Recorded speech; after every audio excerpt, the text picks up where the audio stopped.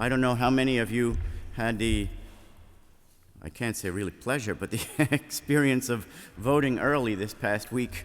I went and voted, I think it was Wednesday. I had to wait 2.5 hours before I got into the polling place, and I went about 5:30. I didn't get out till almost 8 o'clock. It was kind of crazy, but the line was very long, but it was peaceful, And people engaged one another a little bit, but it wasn't, thank God, nobody was out of hand or, got nasty or anything like that.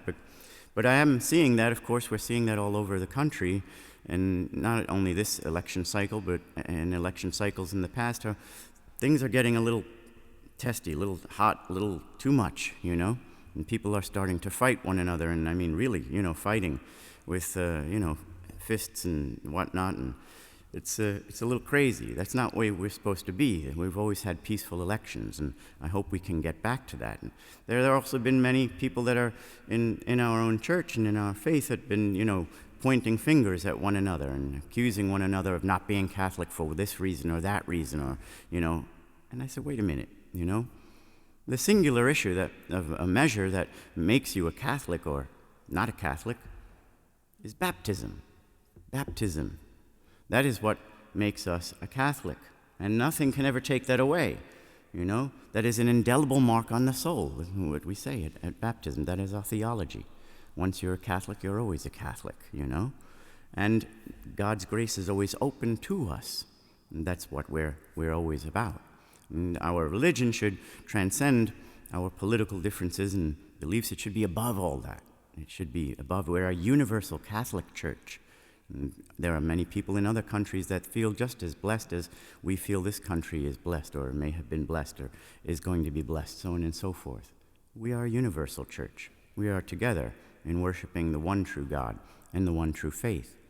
And to that end, today we have a great feast to celebrate, the Feast of All Saints. And there are many, many saints that we honor on this day, and it's important for us to remember that they began their life not as saints, but rather, usually the opposite is true. They usually began as sinners, of course, as all of us do. And I had a pastor once who actually had a very strong dislike of one particular saint, St. Augustine, because he was such a sinner for the first 30 or so years of his life. St. Augustine, if you recall, is a saint from the 3rd century, was born in North Africa in 354 in a place called Tagaste, which is modern Algeria. And despite the piety of his mother, St. Monica, who we know prayed for him constantly to come to the faith, he fell at an early age into the greatest disorders, and even at a later period became a heretic, a follower of the Manichaeans. The Manichaeans believed that the flesh was intrinsically evil and that the mind was intrinsically good. It is a heresy because, of course, God created the flesh. God doesn't create anything that is evil, especially intrinsically evil creatures or things. That's impossible for an omnipotent, omniscient, and all-good God, the God that we believe in. Our flesh is not created evil, neither is our mind. We are all created as good. What we choose drives us one way or another to heaven or to hell, and we're not predestined in either way. We have free will. And God gave that gift to us. But as I said, Augustine's life was filled with bad choices in the beginning. He embraced that heresy of Manichaeism. He was promiscuous in his sex life. He fathered a child with a concubine, or he drank and partied heavily and partook in many of the desires of the flesh and the corruption of his mind as well.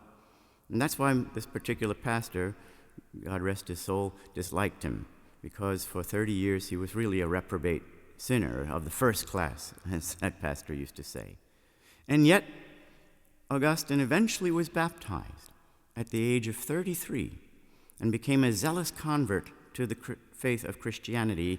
He began to live in a communal life with some friends of his, and in 390, he was ordained a priest, and just 5 years later, he was consecrated the Bishop of Hippo in North Africa.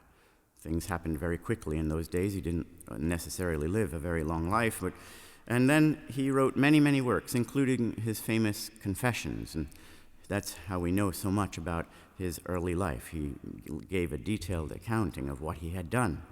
And then he died in the year 430, having become a zealous defender of the one true faith, as much as he had been its enemy.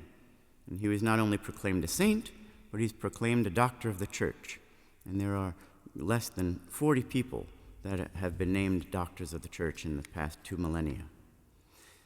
I mention all this because I know sometimes people come to me and they say that they are not worthy of heaven or they're not worthy of God. It's a very hard thing to hear.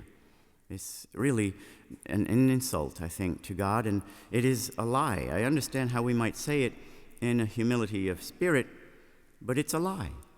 No one that is created is unworthy of God. Our sins are unworthy of God, and thus the sins are unworthy of ourselves, but they do not cut us off from that grace of God's forgiveness, and thus they do not cut us off from the life of heaven. And today we celebrate the Solemnity of All Saints that commemorates all the saints of the church, known and unknown. But it also celebrates our bond between us and them. The multitude of the saints that we know of are our heavenly counterparts, people who were once here on earth, sinners just like us, some great sinners and some not so great sinners, but whom God chose for himself and for the happiness of heaven.